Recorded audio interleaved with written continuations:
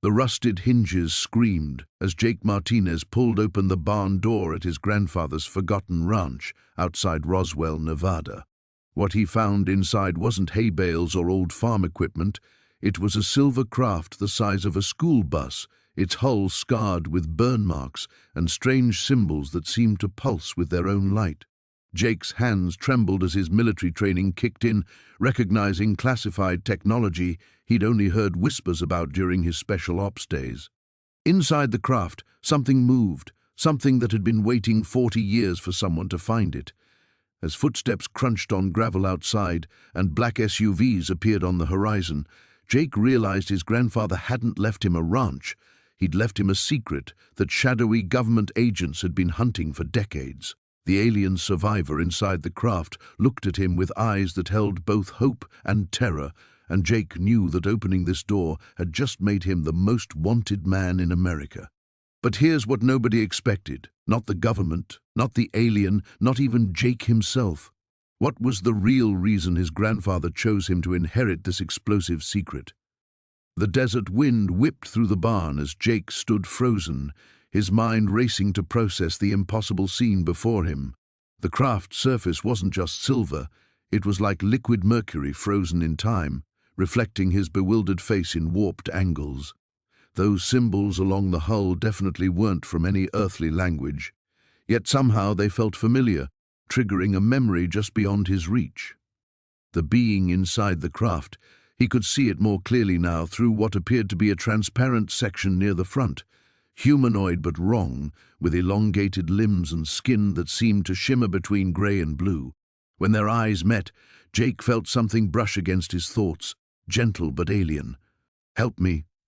The words didn't come through his ears, but somehow materialized directly in his consciousness. Jake stumbled backward, his hand instinctively reaching for the sidearm he no longer carried. "Jesus Christ," he whispered, his voice barely audible over the increasing rumble of approaching vehicles. He'd driven out here expecting to find a derelict property to sell, maybe some antique farming equipment he could auction off to pay for his grandfather's funeral expenses. Instead, he'd stumbled into something that would either make him rich beyond imagination or get him killed before sunset. The gravel crunching grew louder. Through the gaps in the barn's weathered siding, Jake caught glimpses of black paint and tinted windows. Government plates, no doubt. His special forces background had taught him to recognize the signs of a federal operation, and this had all the hallmarks of a cleanup crew. But how had they known he was here? He'd only received the inheritance papers 3 days ago. The lawyer had mentioned that his grandfather, Eduardo Martinez, had been a recluse for the last 2 decades of his life, barely maintaining contact with the family. Jake had assumed the old man was just eccentric, choosing to live alone in the Nevada desert rather than retire to somewhere civilized. Now he understood why Eduardo had isolated himself. The alien, because there was no point pretending it was anything else, pressed what might have been its hand against the transparent barrier. Jake could see now that the craft was damaged, a jagged tear along one side sealed with some kind of metallic substance that looked like it had been hastily applied. "They will take me back to the cold place, the place of needles and bright lights." The mental voice carried such profound sadness that Jake felt his chest tighten. Whatever these things were, this one had been a prisoner, maybe for decades. A memory surfaced suddenly, his grandfather telling him stories when he was young, tales about lights in the desert and government, conspiracies that Jake had dismissed as the ramblings of an old man with too much time on his hands. Eduardo had always looked at Jake differently than the other grandchildren, with a kind of knowing intensity that had made 12-year-old Jake squirm. "You have the sight, mijo," his grandfather had said once. "When the time comes, you'll know what to do." Jake had thought he meant the ranching business, maybe an eye for good cattle or land. Now he wondered if Eduardo had meant something else entirely. The vehicles were close now, maybe a quarter-mile down the dirt road that led to the ranch. Jake could make out at least 3 SUVs, driving in formation with the practiced precision of a military convoy. He looked back at the alien, whose large, dark eyes seemed to hold an intelligence far older than anything human. There was something else there, too, a spark of hope that Jake recognized from his time in combat zones. He'd seen it in the faces of civilians caught in crossfire, desperate for someone to help them reach safety. The choice crystallized in his mind with startling clarity. He could walk out of this barn, hands raised, and try to negotiate. Claim ignorance, play the confused heir who'd stumbled onto something beyond his understanding. Or he could do what his grandfather had apparently been doing for 40 years, protect something the government wanted to dissect and study. Jake Martinez had never been good at taking orders from bureaucrats. The coffee had gone cold hours ago, but Jake kept the mug pressed between his palms as he stared out the kitchen window at the barn. Dawn was breaking over the Nevada mountains, painting the desert landscape in shades of amber and rust, but all he could see was that impossible silver hull gleaming in the shadows. He'd barely slept. Every time he closed his eyes, he saw the craft again, its seamless metal surface, the strange symbols etched along its sides, the way it seemed to absorb light rather than reflect it. And that sound, that barely audible hum that seemed to resonate in his bones. Jake set down the mug and rubbed his face. 3 tours in Afghanistan had taught him to trust his instincts, and right now every instinct screamed that he was in over his head. But walking away wasn't an option. This was his land now, his responsibility. Whatever Grandpa Joe had gotten himself mixed up in, it was Jake's problem to solve. The barn door creaked as he pushed it open, morning light spilling across the hay-strewn floor. The craft sat exactly where he'd left it, partially hidden beneath decades of accumulated farm equipment and tarps. In daylight it looked even more alien. Literally. The metal had an oily, iridescent quality that shifted colors as he moved around it. Jake circled the ship slowly, looking for anything he'd missed in yesterday's shock. The hull appeared seamless, except for what might have been a hatch near the front, its edges barely visible as hairline cracks in the surface. No obvious damage, no scorch marks or impact craters. If this thing had crashed, it had done so very gently. A manila envelope tucked behind a support beam caught his eye. His name was written across it in his grandfather's familiar scrawl. Jake's hand shook slightly as he tore it open. "Jake," the letter began, "if you're reading this, then I'm gone, and the secret's yours now. Found this thing 47 years ago, night of July 15th, 1976. Came down during that big thunderstorm, you remember the one? Took out half the power lines in the county." Jake remembered the stories. His grandfather had always claimed that storm was different, unnatural. The family had dismissed it as old man rambling. "Pilot was hurt bad when I found him.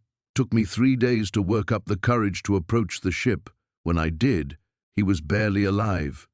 Couldn't just leave him to die, you understand. Your grandmother always said I was too soft-hearted for my own good." Him. Jake read the word again. The pilot was a him. Nursed him back to health best I could. He learned English quick, scary quick, smart as a whip and twice as curious about us as we were about him. Goes by the name Marcus now, though I suspect that's not what his kind called him originally. Jake's blood ran cold, present tense. His grandfather was using present tense. He's been hiding here ever since. Ship's damaged, can't fly, and he's got nowhere else to go. His people, well, let's just say they're not coming back for him anytime soon. Maybe never. I know this sounds crazy, son. Took me years to fully accept it myself, but Marcus isn't what you'd expect. He's gentle, thoughtful, more human than a lot of humans I've known. He helped me work the ranch, taught me things about the land that my daddy's daddy never dreamed of. Those prize-winning crops we had in the 80s, that was Marcus. Jake's mind reeled. His grandfather's sudden agricultural success had been the talk of the county. Journalists had come out to write about his revolutionary farming techniques, techniques that had somehow died with him. "I'm trusting you with this because you're military. You understand operational security, the importance of keeping secrets. But more than that, you've got a good heart. I see it in how you looked after your unit, how you came home to check on an old man when you could have been anywhere else." They'd been watching Jake. Government types. Black sedans that think they're being subtle. I've led them on a 40-year wild goose chase, but I won't be around much longer to throw them off the scent. Marcus needs someone he can trust. There's a hidden panel behind the water heater in the basement. Everything I learned about the ship, about Marcus's people, about what's coming, it's all there. Study it carefully. Take care of him, son. He's family now. Love, Grandpa Joe. P.S. Don't try to find him. If he wants to meet you, he'll make himself known. Marcus has ways of watching that would make your army rangers jealous. Jake folded the letter with trembling hands. Somewhere on this property was a living, breathing alien being who had spent nearly half a century hiding from the world. And now that responsibility had fallen to him. A soft sound made him turn, the barn door swinging gently in the morning breeze, but Jake was certain he'd left it open. His hand moved instinctively to where his sidearm would have been, finding only empty air. "Hello, Jake," said a voice behind him. Jake's hands trembled as he fumbled for his phone, muscle memory from his army days screaming at him to document everything. But as the device's camera activated, the screen flickered and died. He tried powering it back on. Nothing. The electromagnetic field radiating from the craft had fried the electronics completely. The metallic hull stretched nearly 40 feet in length, its surface unmarked by rust, despite what had to be decades of abandonment. Strange symbols etched along the craft's side caught the dying sunlight, shifting between silver and blue like living metal. Jake approached cautiously, his boots crunching on scattered debris that definitely hadn't come from Earth. A gaping hole in the ship's underside revealed the impact point. Twisted metal peeled outward like flower petals, and Jake could see into the vessel's dark interior. His grandfather's voice echoed in his memory from childhood visits. "Some secrets are worth keeping, boy. Some knowledge comes with a price." Now Jake understood why the old man had grown increasingly paranoid in his final years, why he'd installed motion sensors around the property and kept loaded shotguns in every room. This wasn't just a crashed UFO. This was proof that humanity wasn't alone, hidden away on a forgotten ranch where nobody would think to look. Jake circled the craft, noting how the barn had been constructed around it rather than the ship being moved inside later. His grandfather had literally built this place as a hangar, disguising it as a simple ranch outbuilding. Clever, but it raised disturbing questions about how long the government had known about extraterrestrial contact and what else they might be hiding. A soft scraping sound from inside the ship made Jake freeze, metal against metal, deliberate and rhythmic. Something was moving in there. Every instinct told him to run, to get back in his truck and drive until he hit the Pacific Ocean. Instead, Jake found himself stepping closer to the breach in the hull. His military training kicked in, slow, controlled movements, constant awareness of exits and cover. He pulled out his grandfather's old Colt, .45, knowing it would probably be useless against alien technology but needing the familiar weight in his hands. "Hello?" he called softly. "Anyone in there?" The scraping stopped immediately.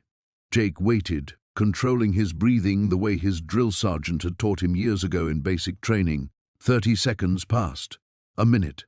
Then a voice responded from the darkness, not quite human, but speaking perfect English with an oddly musical cadence. "You are not Thomas Hartwell." Jake's blood turned to ice water. The voice knew his grandfather's name. "Thomas was my grandfather. He died 3 months ago." A long pause. "I am sorry for your loss. Thomas was a good friend to my people." "Your people?"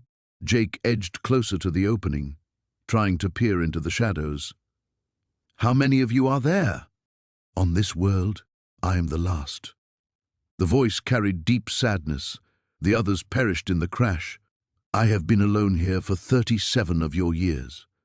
37 years.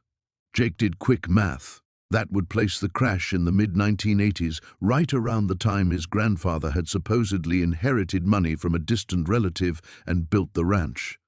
Another lie to cover the truth. "Why didn't you leave? Go home?"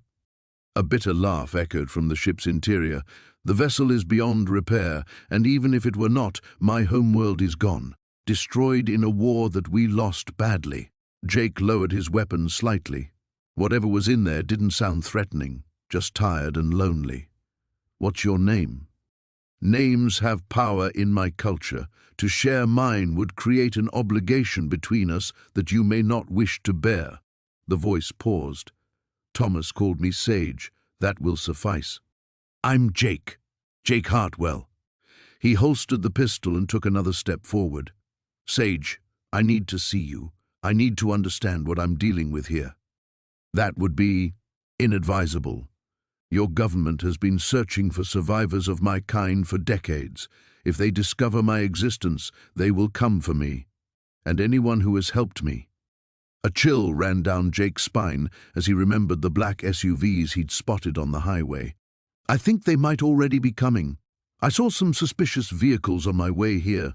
The silence stretched so long, Jake wondered if Sage had vanished somehow. Then the voice returned, sharp with urgency. Show me. A section of the ship's hull suddenly became transparent, like one-way glass. Jake stumbled backward in surprise, then realized he was looking at some kind of viewing screen. The display showed multiple angles of the ranch property from hidden cameras his grandfather had never mentioned. 3 black SUVs sat parked along the main road, their occupants watching the ranch through high-powered binoculars. Jake counted at least 8 figures in dark suits, and the distinctive outline of military-grade weapons. They have found us, Sage said quietly. And now, Jake Hartwell, you must choose. The alien's breathing had grown more labored during the night. Jake crouched beside the makeshift bed he'd constructed from old horse blankets, watching the rise and fall of the creature's chest through the translucent material of its suit. Whatever passed for blood in its species had darkened to an almost black hue beneath the skin, visible through patches where the suit had torn. Easy there, partner, Jake murmured, though he doubted it could understand him. The being's large, dark eyes tracked his movement with what seemed like intelligence, but communication remained impossible. Outside, the Nevada wind howled through the barn's weathered boards, carrying with it the distant rumble of vehicles. Jake's blood chilled. He'd been expecting this. Moving to the window, he peered through a gap in the wood slats. 3 black SUVs wound their way up the dirt road toward the ranch house, kicking up clouds of dust in the morning sun. Government plates. Jake counted at least 8 figures in dark suits as the vehicles came to a stop near his grandfather's old Ford pickup. His military training kicked in automatically. He assessed the barn's defensive positions, noted the exits, calculated odds. The spacecraft took up most of the structure's interior, its hull still bearing scorch marks from atmospheric entry. There was no way to hide it, and moving the injured alien wasn't an option. The lead agent stepped out of the center vehicle. A tall woman with steel-gray hair pulled back in a severe bun. Even from this distance, Jake could see the authority in her bearing. She surveyed the property with the systematic attention of someone accustomed to cleaning up messes. Jake made his decision. Grabbing his grandfather's old Winchester from where it leaned against the wall, he slipped out the barn's rear entrance. The sagebrush provided decent cover as he circled around toward the house, putting himself between the agents and the barn. "Federal agents," the woman called out when he emerged from behind the water trough, rifle held low but ready. "Mr. Sutton, I presume. I'm Director Sarah Chen, Department of Aerospace Security." "Never heard of it," Jake replied, stopping about 20 yards from the assembled group. The other agents had fanned out in a practiced formation, hands resting near their weapons but not yet drawn. "We need to search your property, Mr. Sutton. We have reports of unusual seismic activity in this area, possibly a meteor impact." Jake's mouth twisted into a humorless smile. "Funny thing about meteors, Director Chen, they tend to leave craters. You see any craters around here?" Chen's expression didn't change, but Jake caught the subtle hand signal she gave to the agent on her left. They were preparing to move. There was also unusual electromagnetic interference detected from this location 3 nights ago, Chen continued. "The kind that requires investigation under the National Security Act. My grandfather's old radio equipment acts up sometimes," Jake said. probably just picking up signals from Vegas. Behind him, he heard a sound that made his heart skip, a low, harmonic hum coming from the barn. The alien's ship was powering up something. The agents heard it too. Several reached for their weapons. "Mr. Sutton," Chen said, her voice taking on a harder edge, "I'm going to need you to step aside. This is a matter of national security." "This is private property," Jake countered. "You got a warrant? We don't need one." The humming from the barn grew louder, and suddenly the air itself seemed to shimmer. Jake felt the hair on his arms stand up as an electric charge built in the atmosphere. Whatever the alien was doing, it was affecting the ship's systems. One of the agents, a nervous-looking man with thinning hair, drew his weapon. "Director, if that's what I think it is." "Stand down, Morrison," Chen snapped, but her own hand moved to her holster. The harmonic sound reached a crescendo, then abruptly cut off. In the sudden silence, Jake heard something else, the distant drone of aircraft engines. More government forces incoming. "You're running out of time, Mr. Sutton," Chen said. "Whatever's in that barn, it's bigger than you understand. People have died to keep this secret. Good people, patriots who understood that some knowledge is too dangerous for public consumption." Jake thought about his grandfather's journal entries, the carefully coded references to visitors and responsibilities passed down through generations. The old man had kept this secret for decades, waiting for the right person to entrust with the truth. "Maybe," Jake said, tightening his grip on the Winchester, "but that's not your choice to make." The aircraft engines grew louder. In the barn, something metallic crashed to the floor. The alien was trying to communicate or escape, or perhaps both. Chen drew her sidearm. "Last chance, Cowboy." Jake raised his rifle. "Then I guess we understand each other." The morning sun climbed higher over the Nevada desert, casting long shadows across the ranch as two forces faced each other, with the fate of humanity's first contact hanging in the balance between them. The alien's breathing had grown more labored during the night. Jake sat cross-legged beside the makeshift bed he'd constructed from old horse blankets, watching the rise and fall of the creature's chest with growing concern. The bioluminescent patterns beneath its translucent skin flickered weakly, like dying Christmas lights. "You're not getting better, are you?" Jake murmured, though he doubted the being could understand him. The alien's large, dark eyes opened and fixed on his face. There was something almost human in that gaze, intelligence, fear, and what Jake could only interpret as gratitude. The creature's mouth moved, producing those same melodic tones from yesterday, but weaker now. Jake stood and paced the barn's interior, his boots echoing against the concrete floor.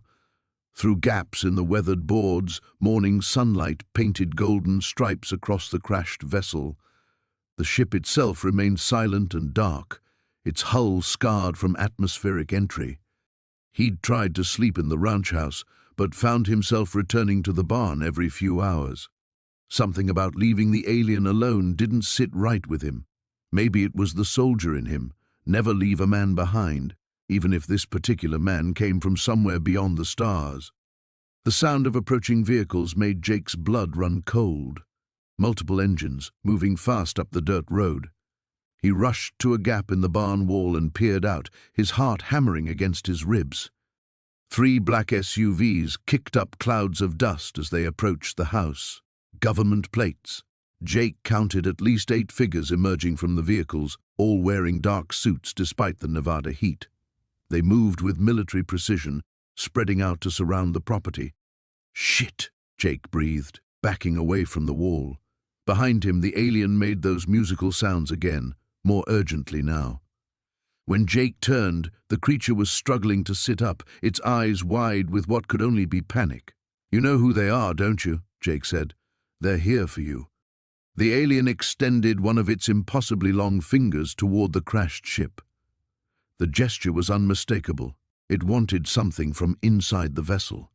Jake glanced toward the barn doors, then back at the creature. "I can't leave you here. They'll find the barn eventually." But the alien was insistent, pointing again at the ship with greater urgency. Jake heard voices outside now, men calling to each other as they began their search of the property. Time was running out. Jake crawled through the ship's torn hull, the metal edges still sharp enough to slice through his denim jacket. The interior was a maze of organic curves and crystalline surfaces, nothing like the angular construction of human technology. Emergency lighting cast an eerie blue glow over everything. Following his instincts, Jake made his way toward what might have been a control center. Strange symbols glowed on translucent panels, and in an alcove that seemed designed to hold something precious, he found what the alien wanted him to find. The device was roughly the size of a smartphone, but made from the same translucent material as the ship's hull.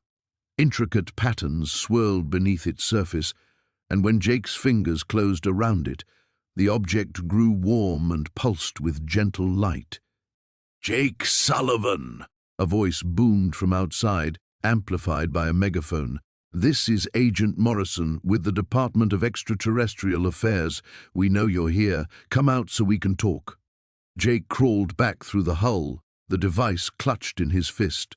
The alien's breathing was even more shallow now, but its eyes lit up when it saw what Jake carried. With trembling fingers, the creature took the device and held it against its chest. Immediately, the bioluminescent patterns beneath its skin began to pulse more strongly. "Mr. Sullivan, we're coming in," Morrison's voice continued. "We just want to ask you some questions about your grandfather's property." Jake heard the front door of the ranch house splinter as they forced entry. Heavy boots stomped across the wooden floors above, while other agents spread out across the property. It would only be minutes before they reached the barn. The alien pressed the device back into Jake's hands, then touched its own chest and pointed at him. The meaning was clear. The device was his now. Trust had passed between them in that simple gesture, two beings from different worlds united by circumstance and desperation. "We need to get you out of here," Jake whispered. But even as he said it, he knew moving the injured creature was impossible. The alien was barely conscious now, its strength fading fast. The barn door handle rattled. Jake's hand instinctively moved to the Colt. 45 at his hip, his grandfather's gun, carried through 2 tours in Afghanistan and now facing something he'd never trained for. "In here," someone shouted from outside. "The lock's been cut." Jake looked down at the alien, then at the glowing device in his hands. Whatever choice he made in the next few seconds would change everything. The truth about his grandfather, about this ranch, about humanity's place in the universe, it all balanced on the edge of a knife. The barn door began to swing open. The alien's breathing had grown more labored during the night. Jake sat on an upturned crate beside the medical pod, watching the rhythmic rise and fall of the creature's chest through the translucent material. The blue-tinged light from the pod cast eerie shadows across the barn's weathered walls, making the whole scene feel like something out of a fever dream. He'd barely slept, his mind churning with questions and possibilities. Every creak of the old barn made him reach for the pistol he'd started keeping within arm's reach. The government types would be back. He was certain of that. The only question was when and how many. The alien's eyes fluttered open, those large, dark orbs fixing on Jake with an intensity that made his skin crawl and fascinate him simultaneously. There was intelligence there, unmistakable and profound.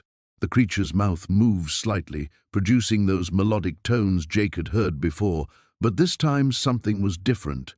"Help! Me!" Jake nearly fell off his crate. The words were heavily accented, the vowels stretched in strange ways, but they were definitely English. "You can speak our language?" The alien's head moved in what might have been a nod. "Learning from you. Your thoughts, they echo." A chill ran down Jake's spine. "You're reading my mind?" "Not reading, feeling, your emotions, your intentions. I know you wish to help." The alien's voice grew stronger with each word, as if the act of speaking was helping it remember how. "My name translates to Keeper of Stars. You may call me Keth." Jake leaned forward, fascination overriding his unease. "How long have you been here? What happened to your ship?" Keth's large eyes closed briefly, and when they opened again, Jake could swear he saw pain there. Many of your years, I was scout, exploring. Your military? They attacked without warning. My ship fell from sky. Jesus. Jake ran a hand through his hair. My grandfather, did he find you? Thomas. The alien's expression softened, if such a thing was possible on that alien face. Good man, kind heart. He pulled me from wreckage, brought me here, protected me. Keth's breathing became more labored. He promised to help me repair ship, return home, but time ran out. Jake felt a pang of grief mixed with pride. Of course the old man had helped. Thomas Sullivan had never turned away from anyone in need, human or otherwise. What do you need to get home? Before Keth could answer, Jake heard the distant rumble of engines, multiple vehicles, moving fast across the desert floor. His blood turned to ice. They're coming back. Jake stood, checking his pistol. Can you move? Keth struggled to sit up in the pod, his movements weak but determined.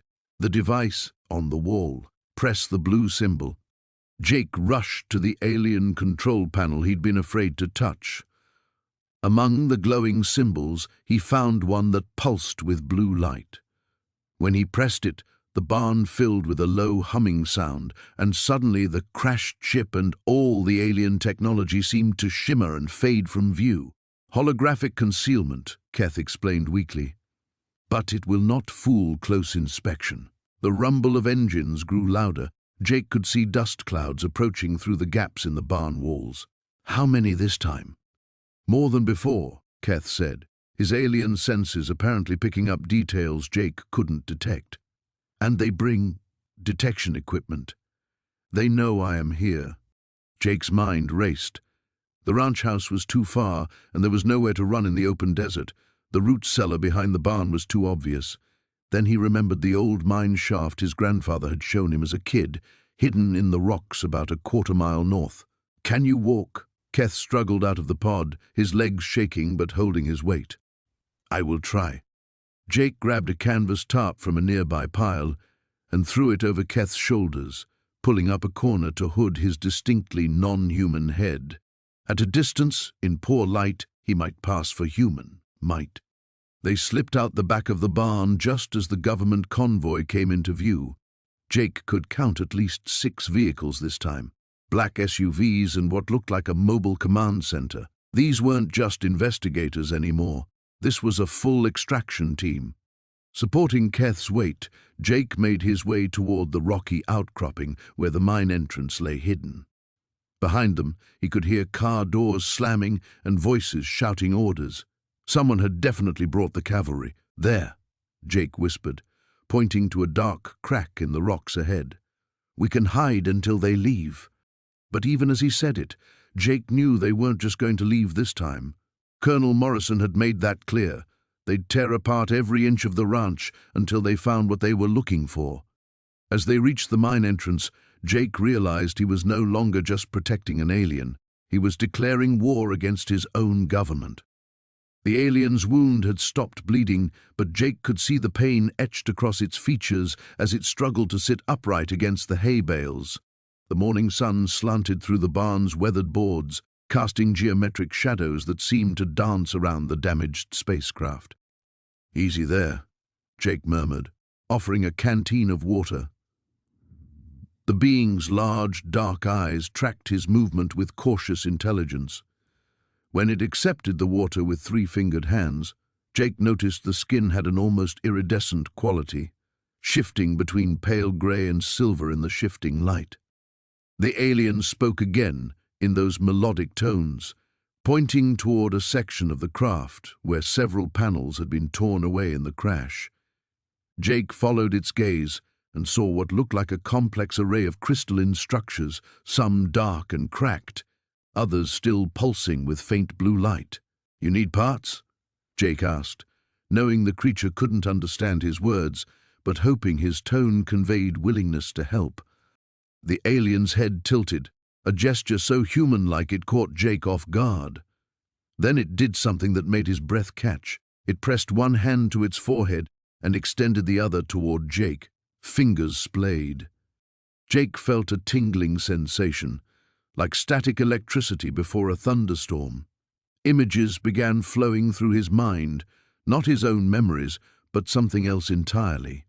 He saw the craft streaking through Earth's atmosphere, systems failing, emergency lights flashing. He felt the pilot's desperation as it fought to control the descent, choosing the isolated ranch as the safest landing site.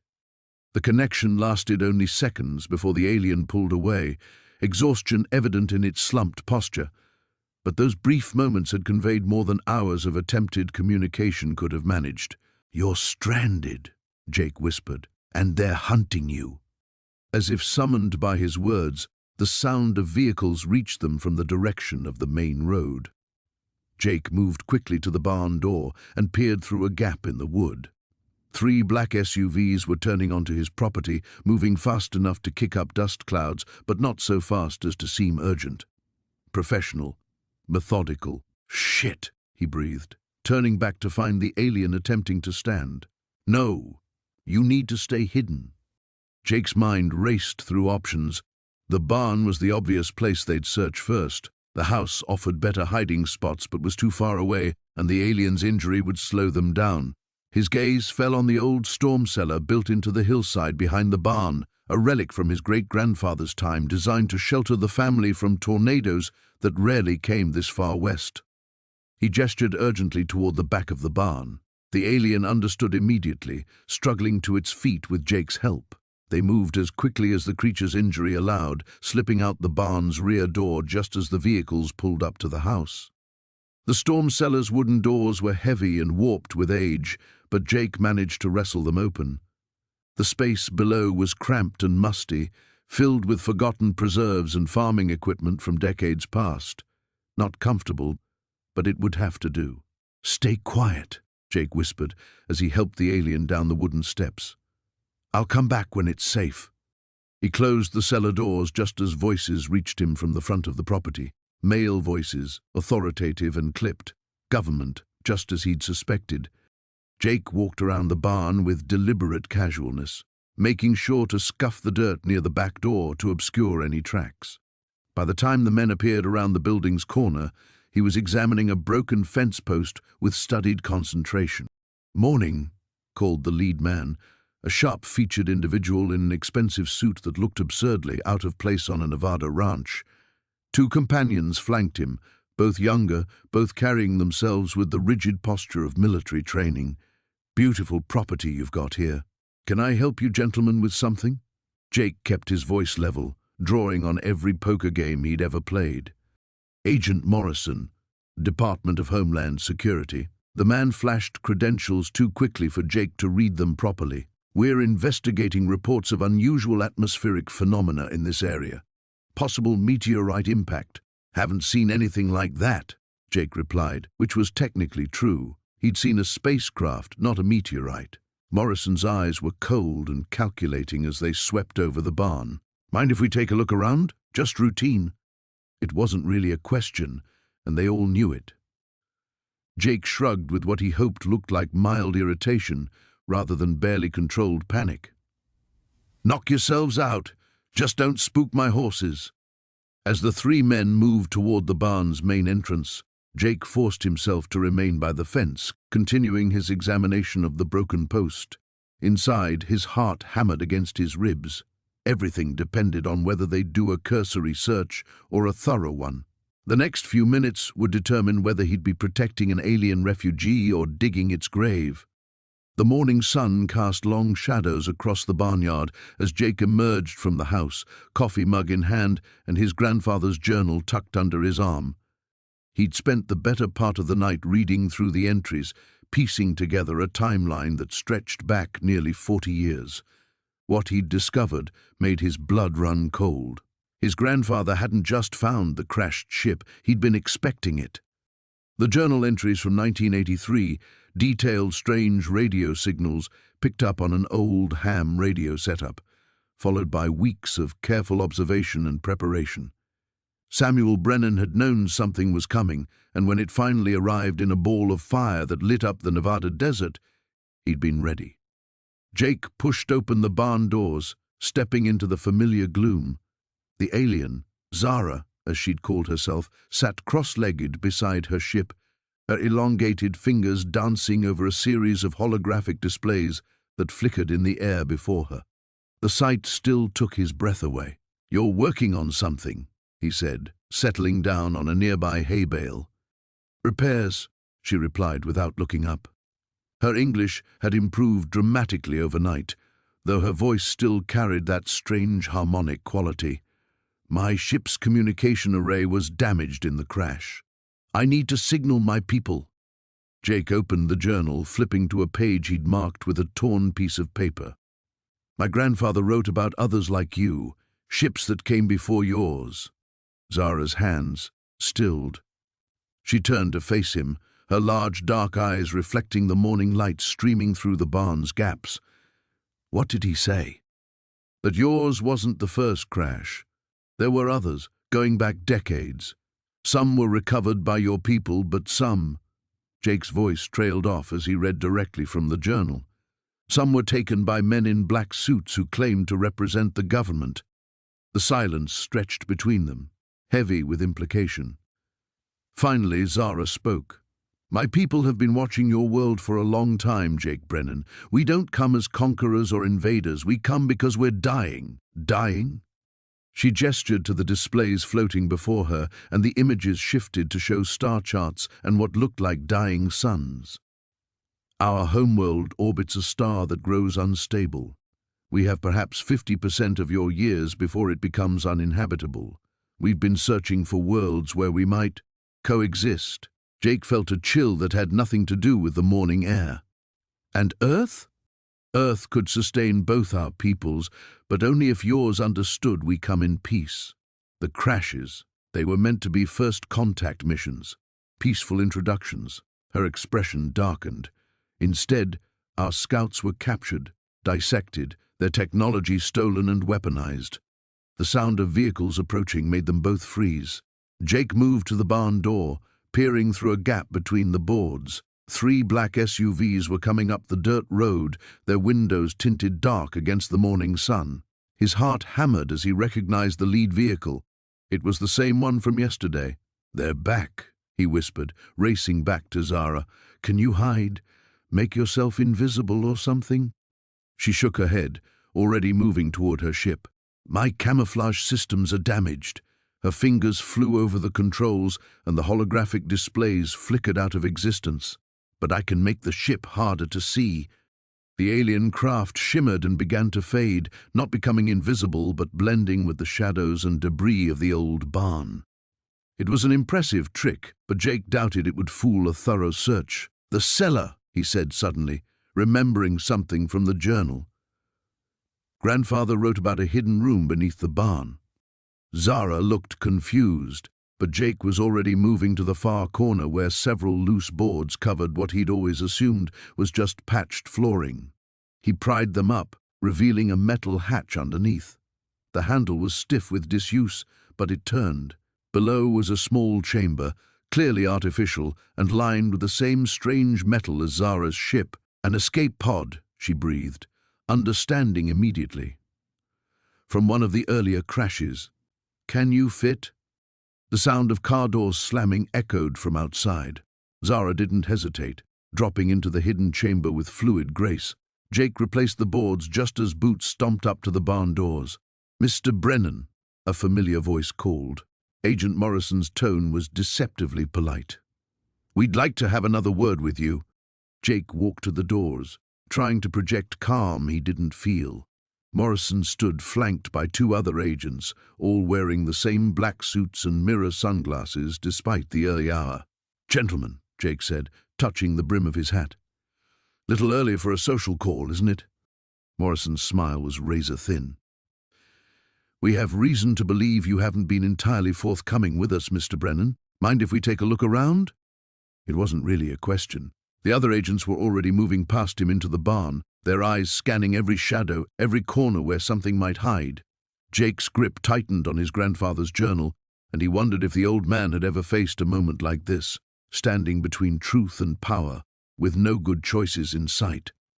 The alien's violet eyes followed Jake's every movement as he paced the barn's dusty floor. the weight of Reeves' ultimatum pressing down like a thundercloud. 48 hours. The words echoed in his mind with each footstep. "You understand what they want, don't you?" Jake asked, stopping before the partially concealed craft. The being's injuries had healed remarkably fast over the past few days, though it still moved with careful deliberation. The alien touched the bioluminescent panel that had become their primary means of communication. Images flickered across the surface, Earth's governments, military installations, and something that chilled Jake's blood, row upon row of beings like his visitor, suspended in crystalline chambers. "Prisoners," Jake whispered. The panel shifted, showing a star map with lines connecting multiple solar systems. Earth sat at the center like a spider in its web. The alien's slender fingers traced pathways between worlds, then pointed to itself and made a gesture Jake had learned meant messenger. The sound of approaching vehicles cut through the morning air. Jake's hand instinctively moved to his sidearm as he peered through the barn's weathered slats.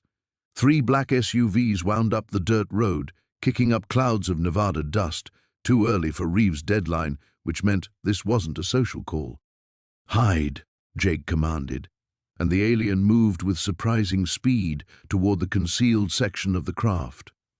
The technology that camouflaged both the being and its vessel still amazed Jake, one moment there, the next invisible, as if reality itself had folded around them.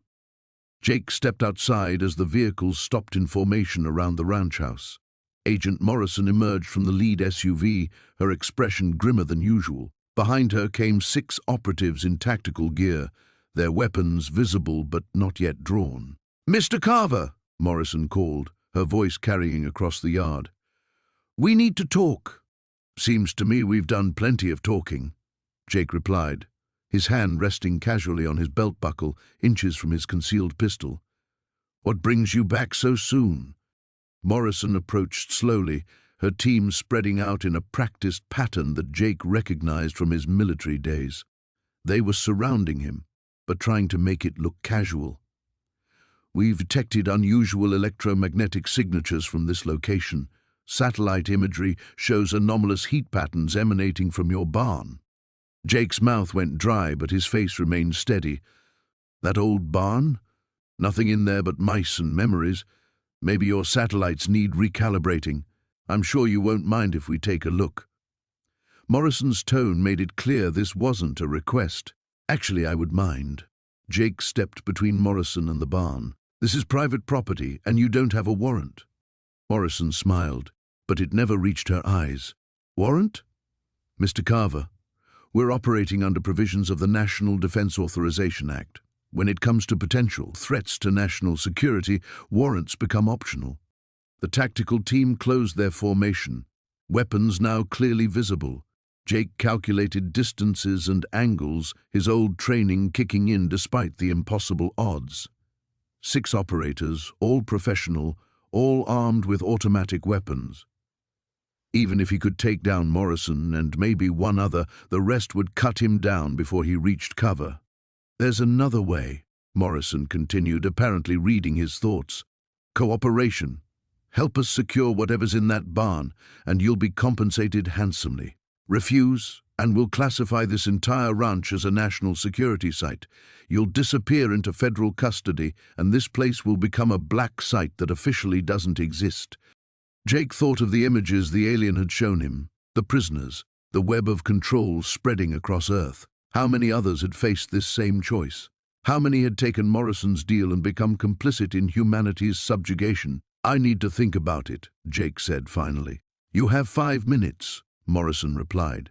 "Then we're going in with or without your cooperation." Jake nodded and walked toward the barn, feeling their eyes on his back. Inside, he spoke quietly to the empty air. "I know you're listening. They've got us trapped." The alien materialized beside him, its form becoming solid as the camouflage field dissipated. It touched the communication panel, and new images appeared, the craft's weapon systems dormant but functional.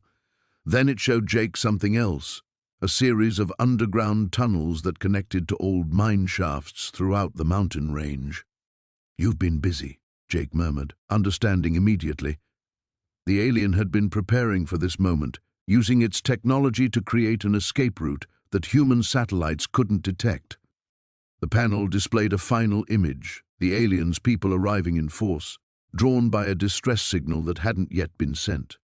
But beside that image was another, Earth's cities burning under alien bombardment. Jake stared at the dual visions of the future, a rescue that becomes an invasion. The alien touched the panel again, and words formed in English, "Choice yours, truth or war." Outside, Morrison's voice carried through the barn walls. "Time's up, Mr. Carver. We're coming in." Jake looked at the alien, then at the communication panel still showing Earth's potential futures. His grandfather's journal had spoken of truth and consequences, of responsibilities that passed from generation to generation. He'd found his choice.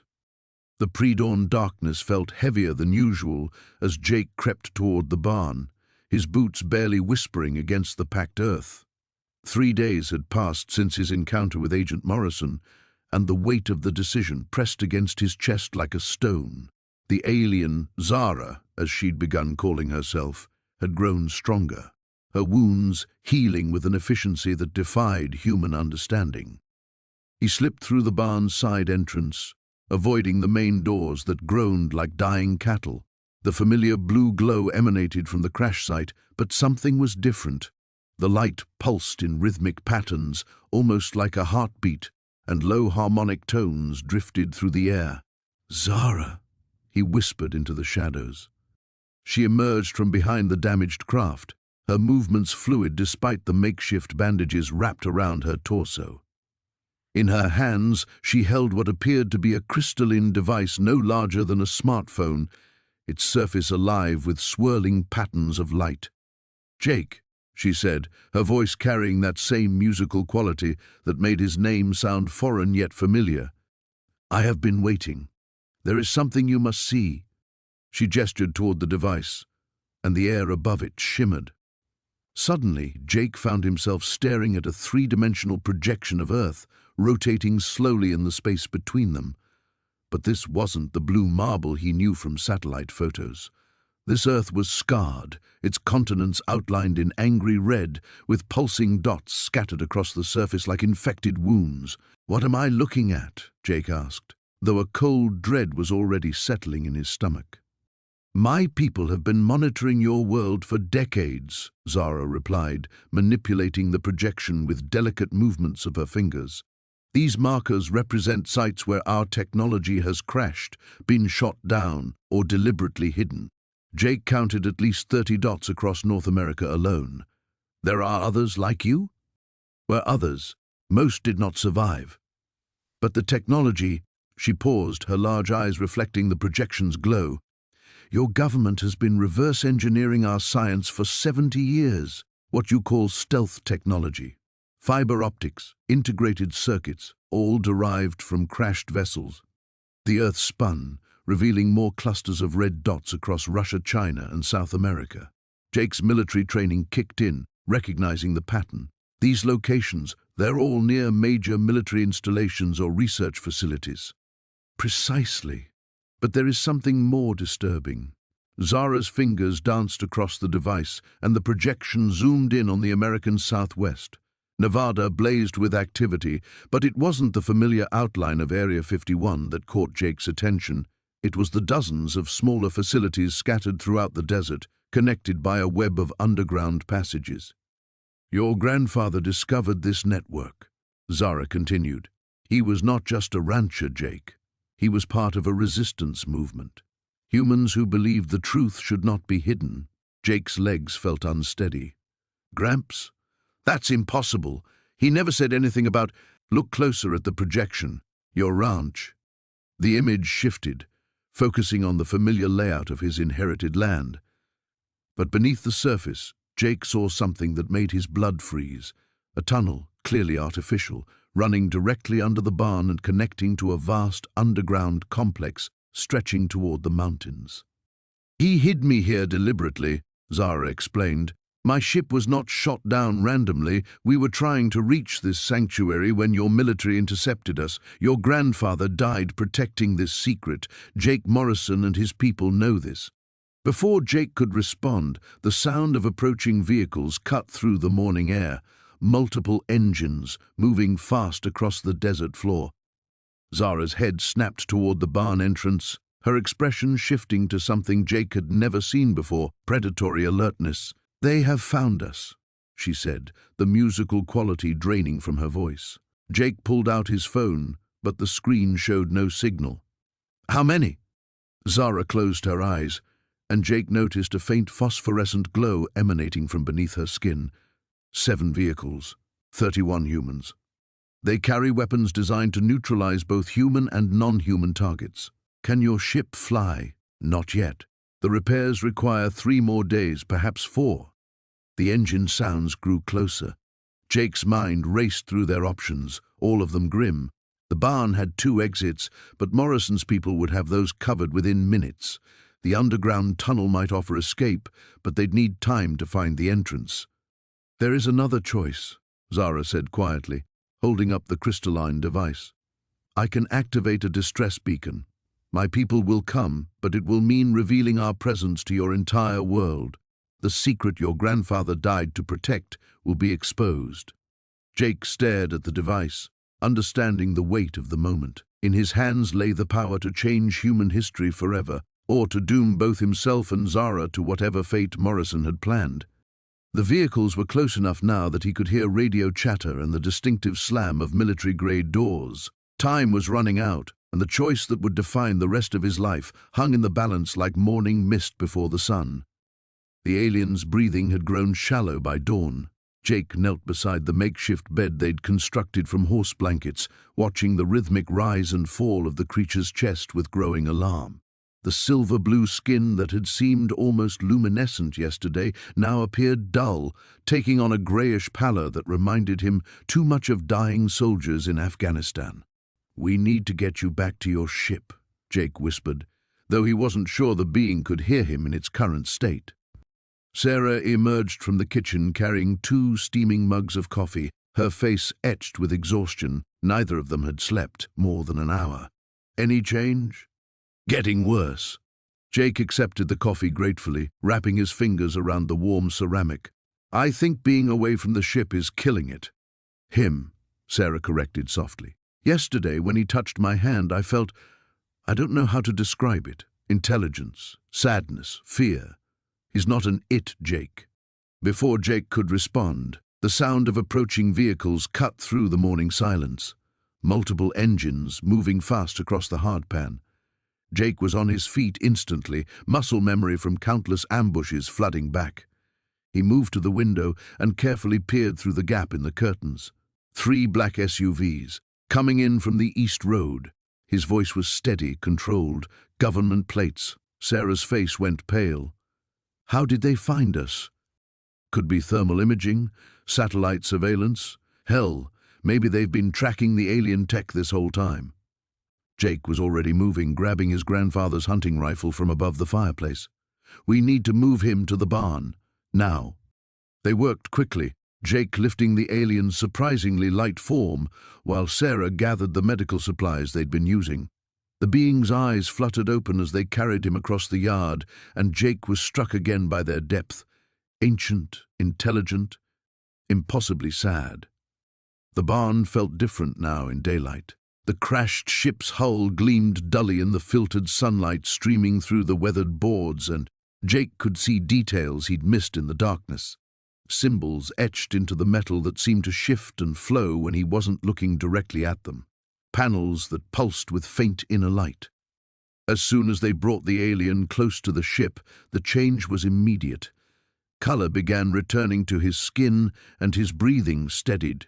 The ship itself seemed to respond, its subtle humming growing stronger. "The connection," Sarah breathed. "It's symbiotic somehow." The rumble of approaching vehicles grew louder. Jake checked his rifle, knowing even as he did that it would be useless against whatever firepower the government team was bringing. "Stay with him. I'll try to buy us some time." He stepped out of the barn just as the 3 SUVs pulled into his yard, their engines cutting off in perfect synchronization. Car doors slammed, and 8 figures emerged, 6 in standard black tactical gear and 2 in expensive suits that looked absurdly out of place in the Nevada dust.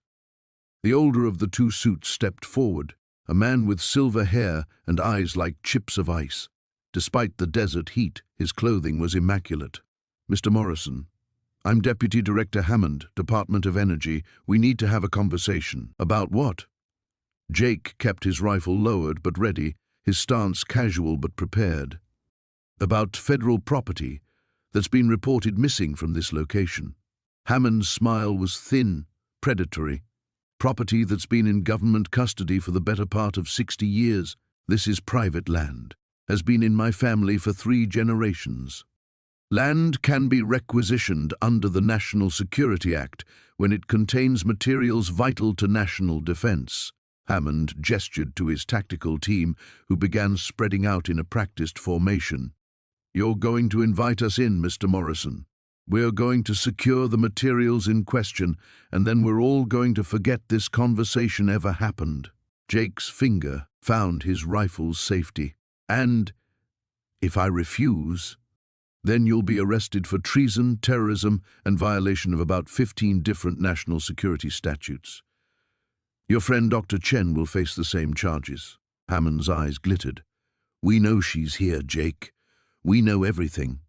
A soft sound from behind him made Jake's blood run cold. One of the tactical team members had somehow circled around to the barn's rear entrance. Through the open doorway, Jake could see Sarah standing protectively over the alien, her hands raised. "Smart choice, keeping it alive," Hammond continued conversationally. "The first one we recovered died within hours of separation from its craft. Fascinating biology, really. Completely dependent on some form of quantum entanglement with their technology." The casual way he spoke of the aliens' people made Jake's stomach turn. "The first one? Oh yes, we've had visitors before. Roswell was just the beginning, son. But this one's special. This one's been trying to phone home, so to speak." Hammond's smile widened. "And we're very interested in what might be coming to answer that call." The alien's warning echoed in Jake's mind as he crouched behind the water trough, watching black SUVs pour through his front gate like vultures descending on carrion. 6 vehicles, maybe more. Too many to count in the swirling dust.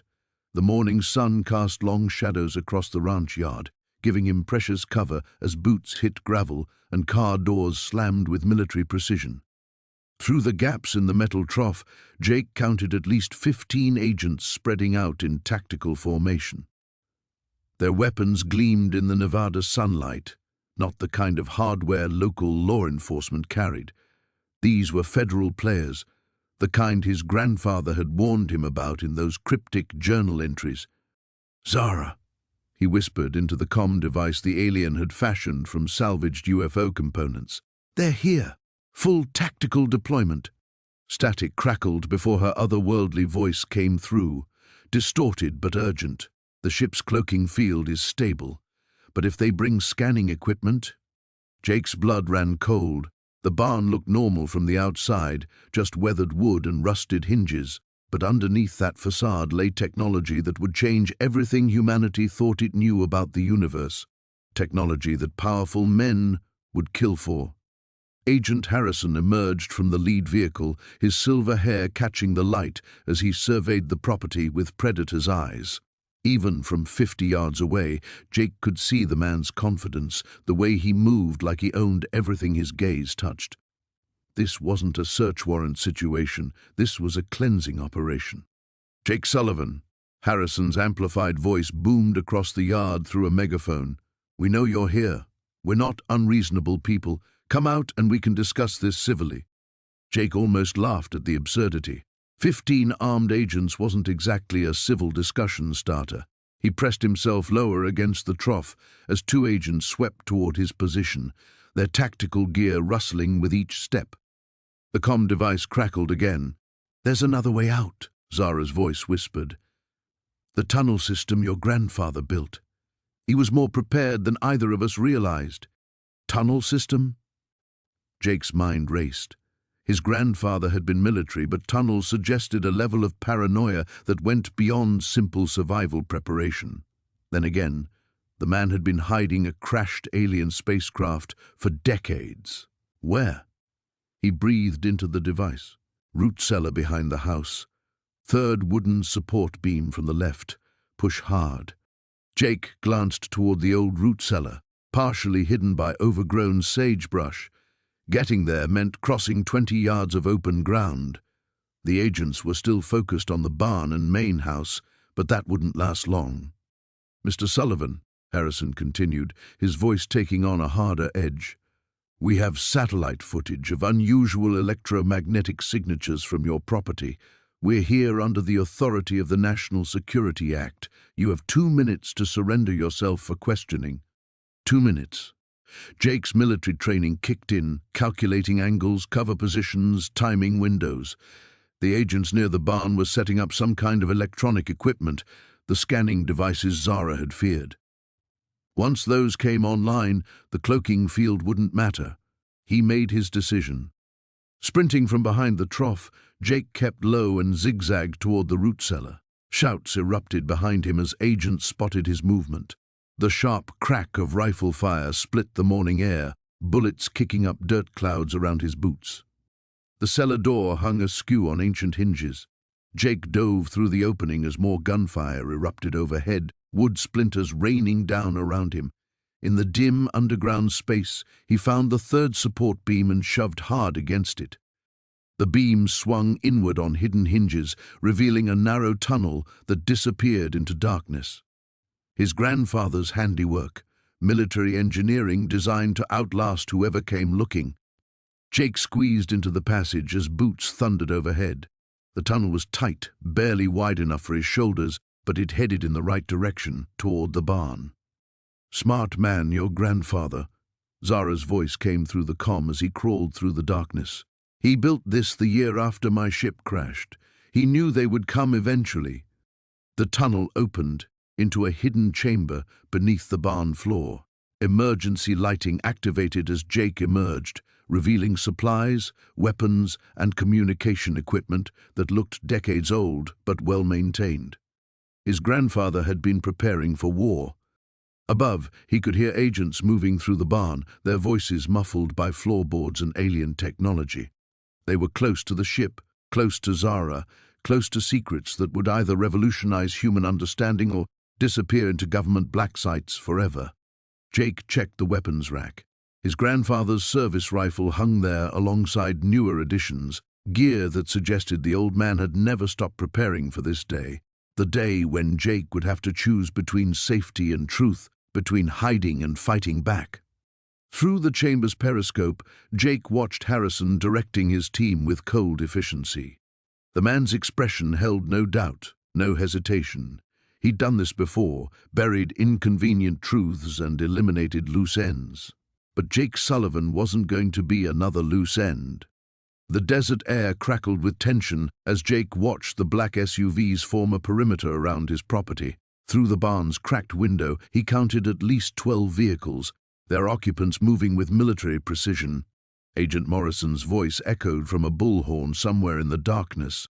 "Mr. Sullivan, you have 30 minutes to surrender the asset and accompanying materials. This is your final opportunity for cooperation." Zara's crystalline form shimmered beside him, her blue luminescence dimmed to barely a whisper. "They bring more than weapons this time," she said, her translated voice heavy with concern. "I sense scanning equipment, electromagnetic dampeners. They mean to take everything." Jake's jaw tightened. 3 weeks had passed since their escape from the underground facility, 3 weeks of constantly looking over their shoulders, while gathering evidence of the government's cover-up.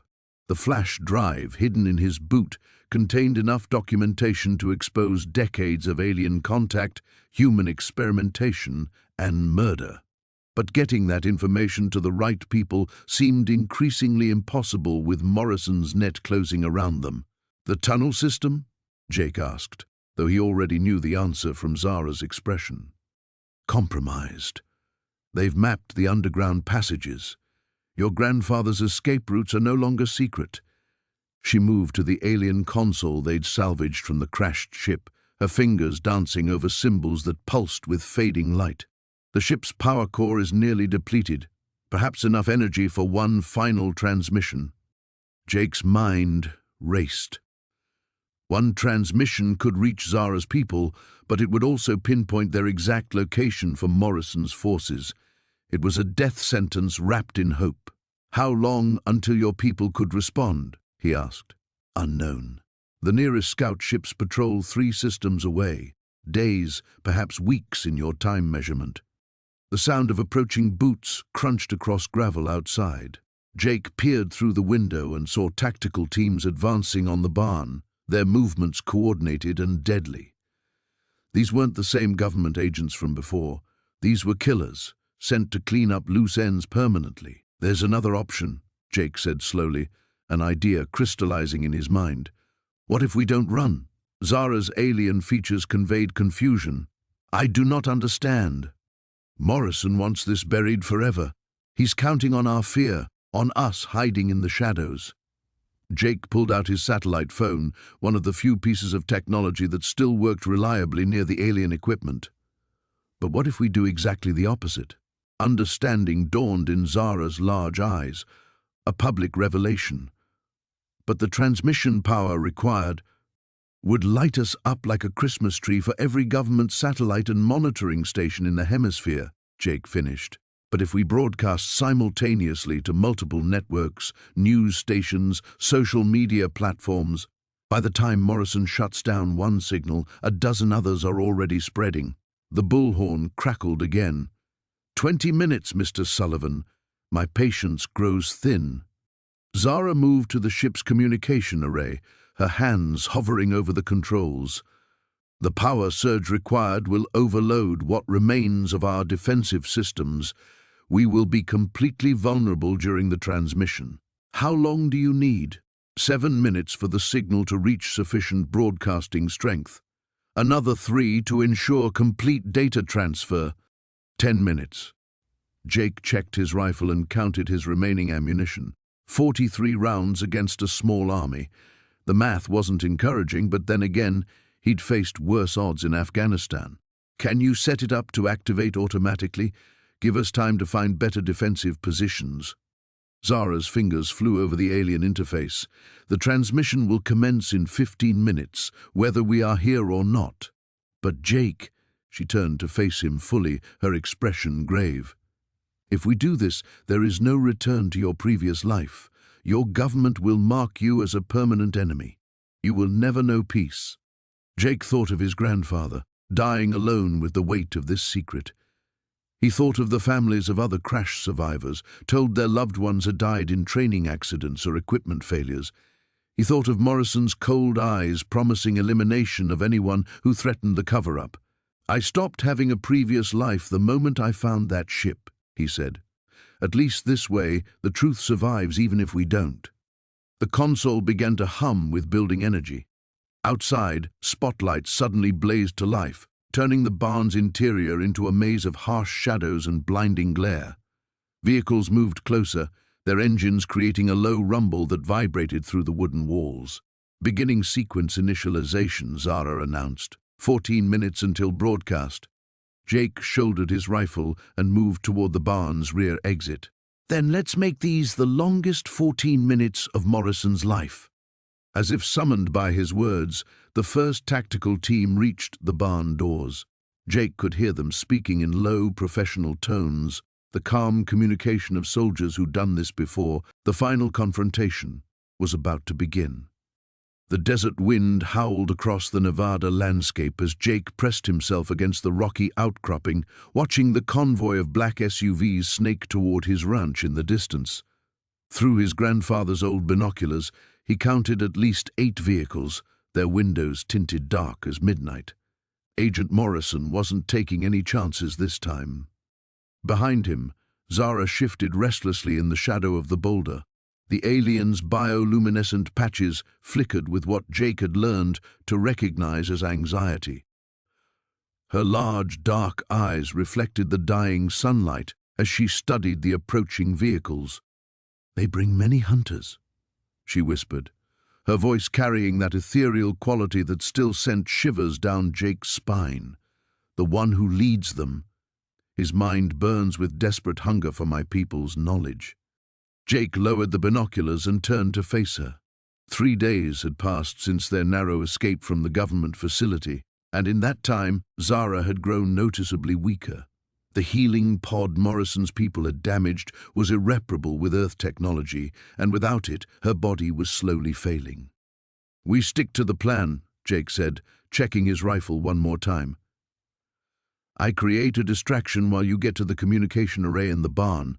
Once you signal your people, this whole mess becomes someone else's problem." Zara's elongated fingers touched his arm gently. "Your species saying about the probability of our success. How does it translate? A prayer in a snowstorm?"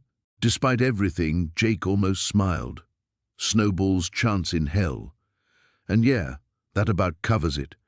The convoy had reached the main gate now, and Jake watched through the binoculars as armed figures poured from the vehicles. Morrison stepped out of the lead SUV, his silver hair gleaming in the fading light. Even at this distance, Jake could see the man's predatory confidence. "Jake Hartwell!" Morrison's voice boomed across the desert, amplified by some kind of speaker system. "I know you're out there. This is your last chance to surrender the asset and walk away from this. My patience has reached its limit." Jake snorted. "Asset. That's all you are to him." Zara's patches dimmed. "To most of your kind, I suspect. Fear makes monsters of even peaceful beings." A memory surfaced unbidden. His grandfather's journal, the final entry Jake had discovered, hidden in the old man's desk. Samuel Hartwell had written about the terrible choice he'd faced: expose the truth about extraterrestrial life or protect the injured being who had trusted him with its life.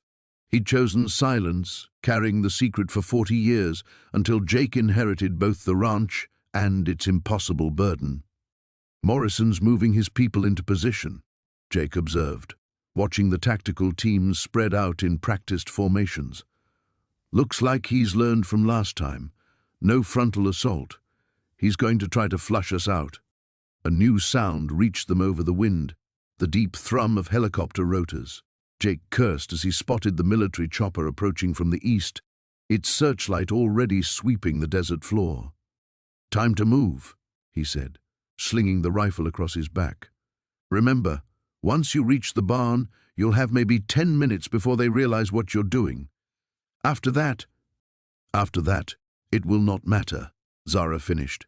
"Either my people will receive the signal or they will not. Either way, my part in this tale reaches its conclusion." They moved swiftly down the rocky slope, using the failing light and scattered boulders for cover. Jake's mind raced through the geography of his property, every gully, every rise, every possible approach to the barn where the damaged UFO waited with its still-functioning communication array.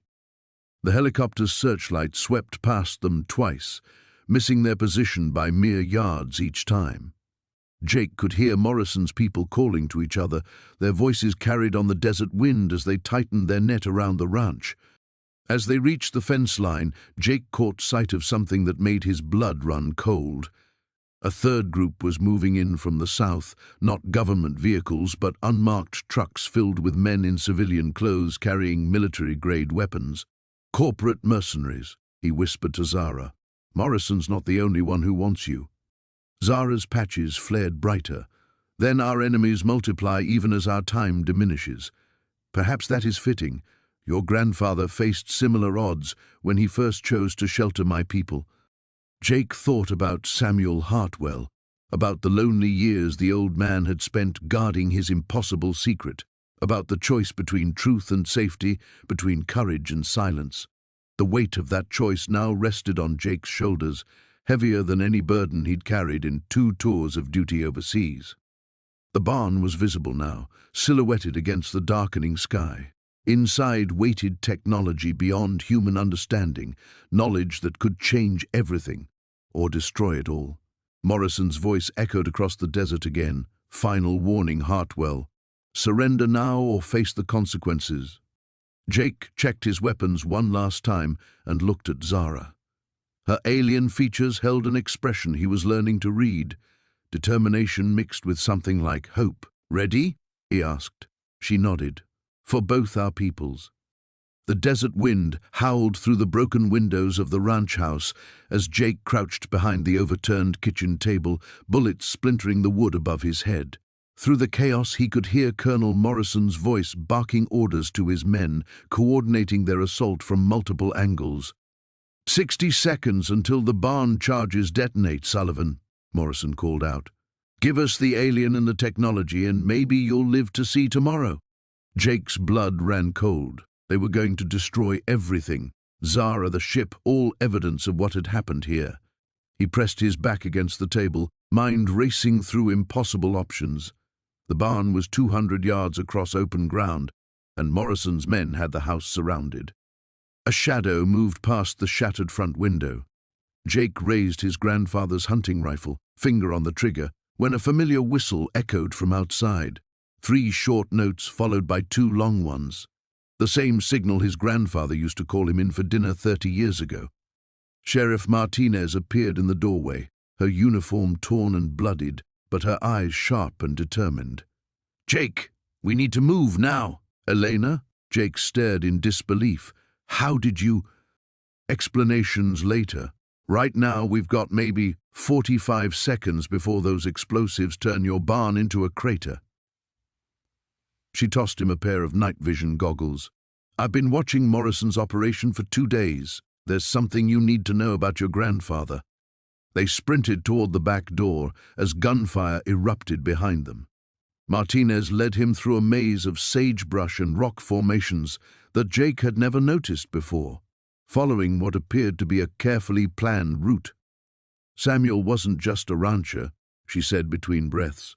"He was part of a government watchdog group, people inside the system who believed the public deserved the truth about extraterrestrial contact. When that ship crashed 15 years ago, he was supposed to report it. Instead, he chose to protect it." They reached a rocky outcrop 50 yards from the barn. Jake could see Morrison's men setting up a perimeter, their weapons trained on the structure. In the distance, a convoy of black vehicles approached, kicking up clouds of dust against the setting sun. "There's an underground tunnel," Martinez continued, pointing to what looked like solid rock. Samuel spent years building a network of passages beneath the ranch. He knew someday they'd come for what he was hiding. Jake ran his hands along the stone until he found a hidden lever. A section of rock swung inward, revealing a narrow passage lined with LED lights. They crawled through the tunnel as the countdown continued in Jake's head. 20 seconds. The passage opened into a chamber directly beneath the barn. Jake could hear Zara's crystalline voice above, speaking in her native language. What sounded like a prayer or farewell. The alien ship hummed with energy, its damaged hull pulsing with ethereal light. 15 seconds. "Zara!" Jake called up through a concealed floor panel. "We're here! You need to get to the ship!" The elegant figure appeared above them, her large eyes reflecting relief and something else, determination. "Jake Martinez, the explosives are connected to a frequency disruptor. When they detonate, they will prevent the ship from achieving proper shielding. We will not survive." 10 seconds. Martinez grabbed Jake's arm. "There's another way." Samuel left instructions. If this day ever came, there was one option he never told you about. She handed him a small device covered in symbols that matched those on Zara's ship. "This is a quantum communicator. It can send a signal beyond Earth to Zara's people." 5 seconds. Jake understood immediately. A signal meant contact. Contact meant exposure on a scale that no government could cover up. It meant changing everything for everyone, forever. "Do it," he said without hesitation. Zara's fingers moved across the device with impossible speed. The barn above them erupted in flames and concussion as Morrison's charges detonated, but the ship's emergency systems had activated, creating a protective bubble around the underground chamber. The quantum communicator pulsed once, sending its message across impossible distances at speeds that defied human understanding. Above them, through the smoke and destruction, Jake could hear Morrison screaming orders. The colonel had destroyed the evidence, but he had no idea what had just been set in motion. "How long?" Jake asked. "My people received the signal," Zara replied, her voice filled with an emotion Jake had never heard from her before. "Hope. They are coming. 3 of your days, perhaps 4. Martinez smiled grimly. "Morrison thinks he's won. He has no idea that in 72 hours the whole world is going to know the truth." The communicator continued to pulse, its signal now connecting to news networks, scientific institutions, and government agencies across the globe.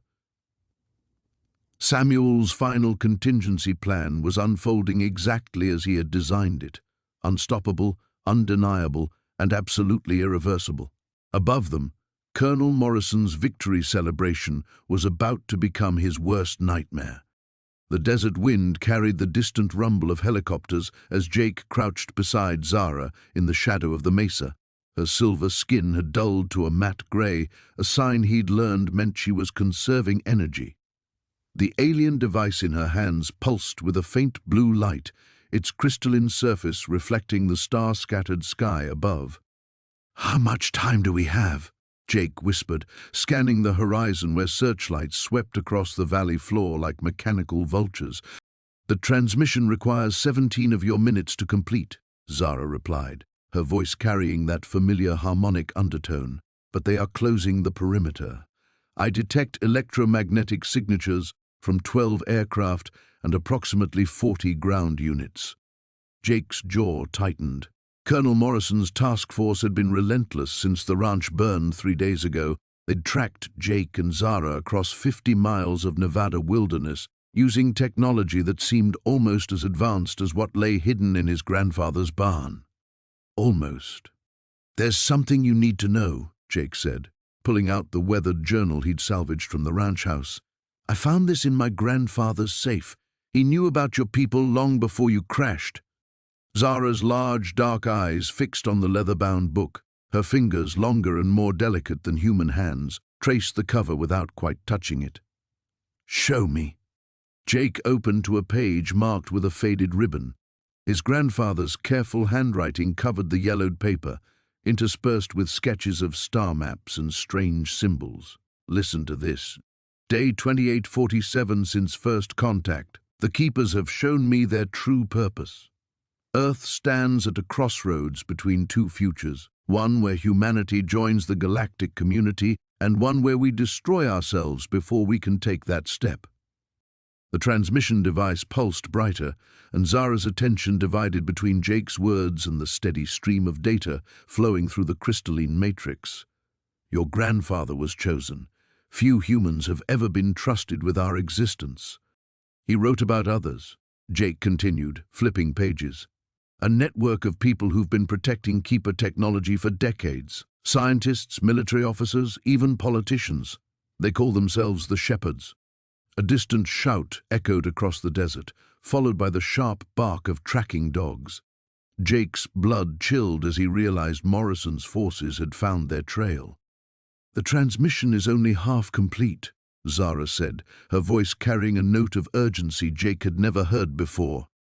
"If it fails, my people will assume Earth is not ready. They will withdraw their protection. Protection from what?" Before Zara could answer, muzzle flashes erupted from the ridgeline 200 yards away. Bullets sparked off the rocks around them, sending chips of stone flying. Jake grabbed Zara's arm, pulling her deeper into the shadow of an overhanging boulder. "The device," she gasped, reaching for the transmission crystal that had tumbled from her grasp. Jake dove for it, his fingers closing around the warm surface just as a sniper's bullet cracked the air where his head had been.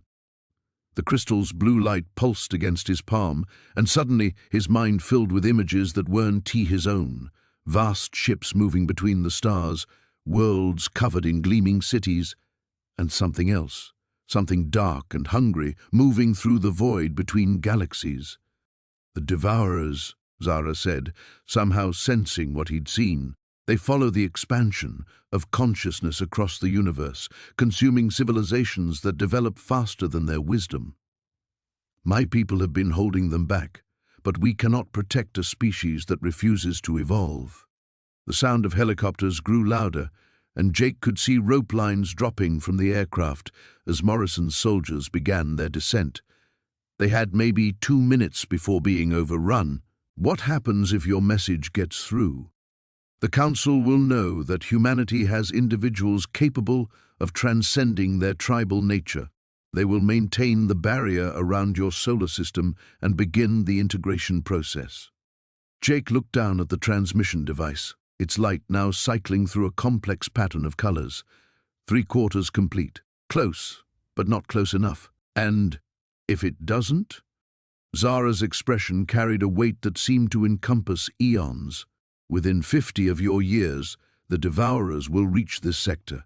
Without the Council's protection, Earth will fall. Automatic weapons fire erupted from multiple directions now, the tactical teams coordinating their approach with military precision. Jake pressed his back against the rock, feeling the vibrations as bullets struck the other side. His grandfather's journal fell open in his lap, revealing a hand-drawn map of the desert with a location marked just 2 miles from their current position. Emergency cache, he read aloud. Full Keeper beacon assembly. Zara's eyes widened. A backup transmitter. But reaching it?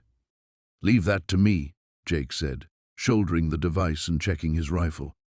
How long can you maintain the transmission if we move? The quantum entanglement will hold, but any disruption in the pattern will require starting over. Jake smiled grimly, thinking of all the impossible situations he'd survived in Afghanistan. Then we better not stop running. The desert wind howled across the ranch as Jake crouched behind the overturned water trough, his grandfather's Winchester clutched tight in his hands. 3 black SUVs had surrounded the property just after dawn, and now Agent Morrison's voice crackled through a megaphone from somewhere beyond the barn. This is your final warning, Sullivan. Come out with your hands visible and turn over the extraterrestrial asset. Jake's jaw clenched at hearing Zara referred to as an asset. She wasn't some piece of government property to be catalogued and dissected. She was a living being who'd watched her world die and crash-landed on his grandfather's ranch seeking nothing more than survival. A metallic shimmer caught his eye from the barn's entrance. Zara had emerged despite his warnings to stay hidden, her translucent form barely visible in the morning light.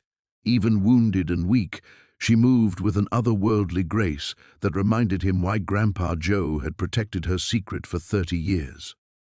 Jake Sullivan, she spoke directly into his mind, her telepathic voice carrying both determination and sorrow. I will not allow more bloodshed for my sake. Perhaps it is time I surrendered to these hunters. Like hell, Jake muttered, then projected his thoughts back to her. My grandfather didn't hide you all these years, just so you could give up now. A bullet whined off the metal trough, followed by the sharp crack of a sniper's rifle. They were done talking. Jake rolled left and squeezed off 2 quick shots toward the nearest SUV, shattering its windshield. The military training he'd hoped to leave behind in Afghanistan came flooding back as he calculated angles and cover positions. Morrison's tactical team advanced in textbook formation, their black combat gear and assault rifles a stark contrast to the sun-bleached Nevada landscape. Jake counted at least 8 hostiles, maybe more positioned beyond his line of sight. The odds weren't good, but he'd faced worse in Kandahar. There's another way, Zara's voice whispered in his mind. The ship's communication array still functions. I could send a signal to my people's deep space colonies. Jake ducked as automatic weapons fire raked the trough. Thought you said they were all dead. Not all. Some escaped before our sun collapsed. They've been searching for survivors like me for decades. A new possibility crystallized in Jake's mind, but it would require perfect timing and more luck than he'd ever asked for. He keyed the radio he'd taken from the first agent they'd captured. Static crackled before the agent's voice responded. You're in no position to negotiate, Sullivan. See, that's where you're wrong. Jake glanced at Zara, who nodded, understanding. I've got something you want, but I also know exactly how dangerous it is in the wrong hands. Give me 10 minutes to prove it, and I'll hand over everything willingly. A long pause. What kind of proof? The kind that'll make your superiors very, very interested in keeping me alive and cooperative, instead of dead and stubborn. Jake could almost hear Morrison calculating.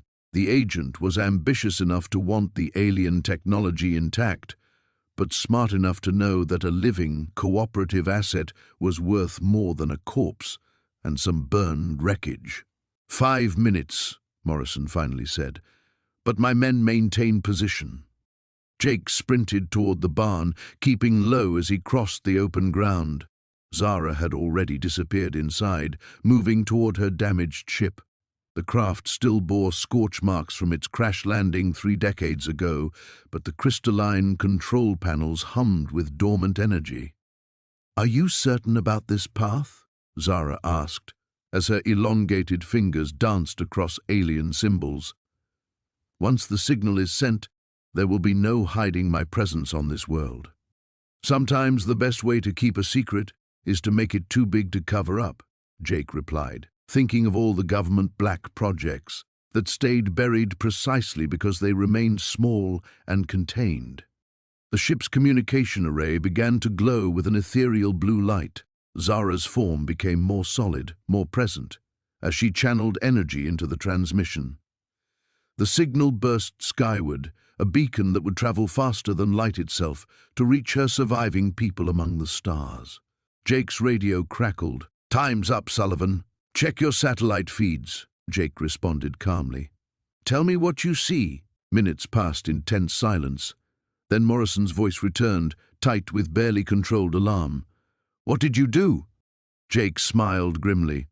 Every military satellite, every deep space monitoring station, every radio telescope on Earth would have detected that signal. Too many witnesses, too many countries involved, too much data to suppress or deny. "I just made this everyone's problem instead of just yours," Jake said. "Now we can do this the easy way, or you can try explaining to Congress why you're starting an interplanetary war with beings who just proved they can communicate across galactic distances." The barn fell silent, except for the ship's fading hum. In the distance, Jake could hear Morrison barking orders into his own radio, probably to every Black Ops supervisor in Washington. Zara's hand touched his shoulder, her voice carrying hope for the first time since he'd met her. "They are coming, Jake Sullivan. My people are coming home." The desert wind howled across the Nevada wasteland as 3 black helicopters descended toward the ranch like mechanical vultures.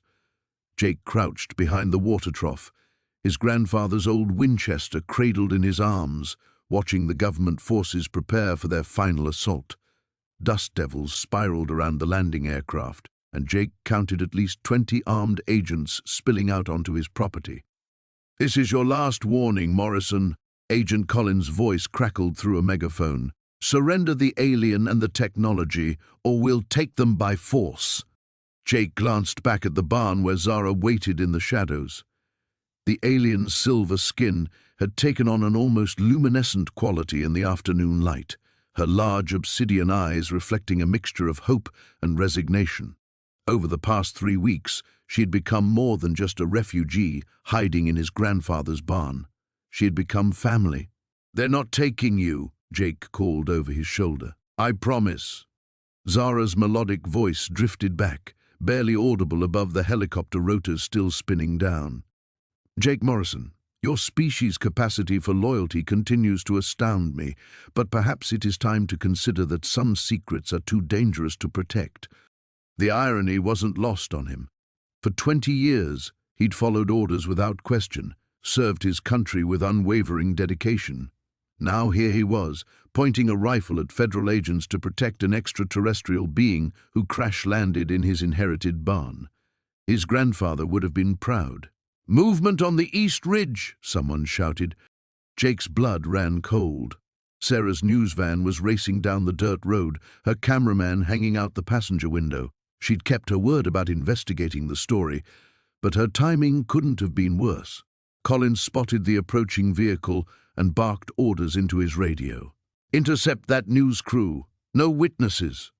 2 agents peeled off toward Sarah's van, their weapons drawn.